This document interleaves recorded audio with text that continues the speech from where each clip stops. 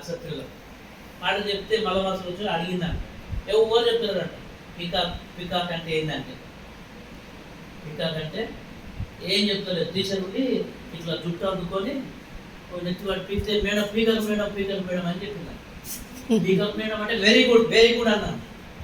Teacher ఏమన్నది పీకక్ గారు పీకక్ madam అంటే పీకాక్ మేడం మేడానికి ఇప్పించింది వెరీ గుడ్ చప్పటి పడడం ఆయన కోసం అని చెప్పి రెండుసార్లు సందర్భపడి జవాబు వస్తాం రిపీట్ కదా. బైబుల్ మనం ఎట్లా చదవాలంటే సేమ్ ఇట్లా ఏళ్ళు పెట్టుకొని రోజు చదువుకోవాలి. ఎప్పుడు చదువుతారు నాకు ఒక కమిట్మెంట్ చేయాలి.